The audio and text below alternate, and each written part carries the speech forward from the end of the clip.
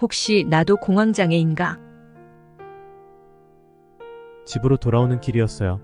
갑자기 식은땀이 나고 가슴이 꽉 조이는 것 같으면서 꼭 죽을 것만 같은 느낌이었어요. 어지럽고 손발이 저리고 가슴이 두근거려서 견딜 수가 없었어요.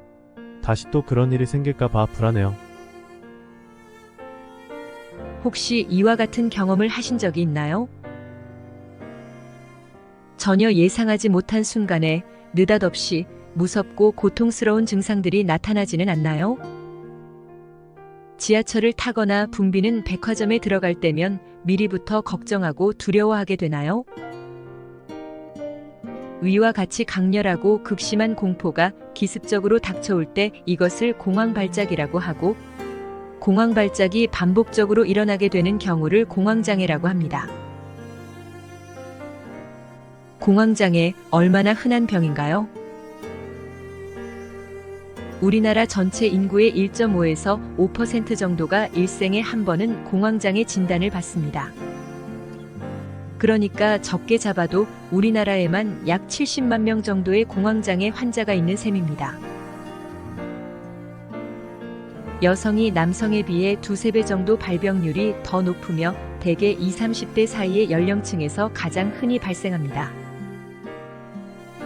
공황발작 자가진단 체크리스트입니다.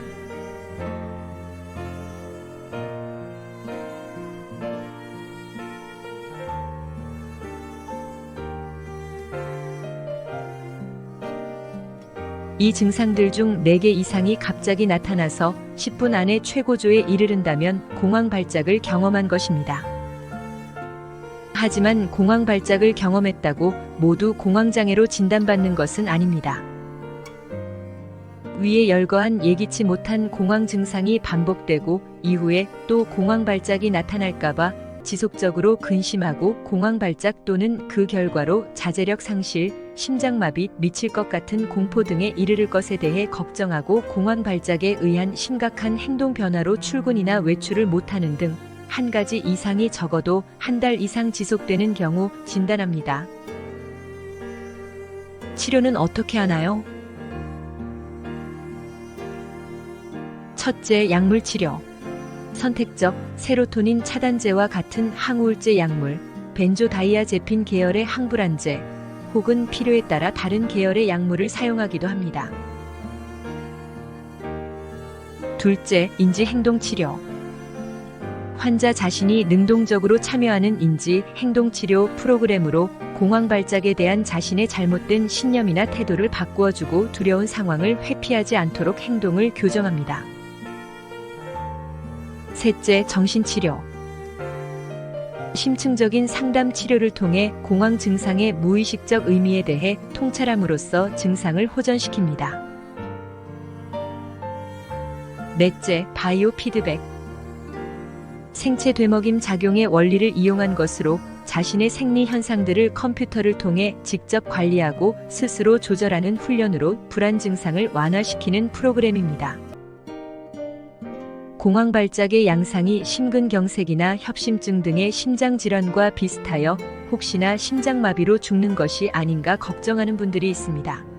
하지만 절대 그렇지 않습니다.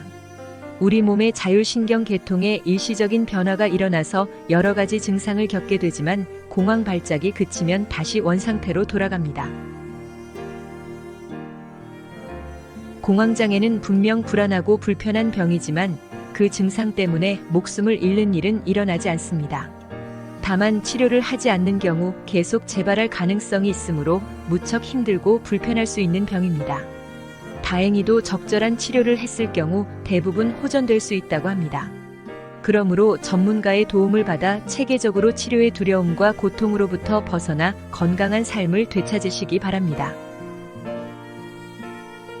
한국컬러심리연구소는 컬러테라피 전문 교육기관으로 컬러심리상담사 1급, 컬러심리상담 전문가 1급, 그림책 컬러상담사 1급, 컬러학습 코칭 지도사 1급, 컬러테라피 강사 과정 등의 자격증 교육과 기업 연수, 기업 강인, 힐링 강의, 체험 행사 등을 진행하고 있습니다. 한국컬러심리연구소에서 세상의 어떠한 컬러보다 아름다운 당신의 빛을 찾아드리겠습니다. 네이버 지식백과 삼성서울병원 건강상식 참조.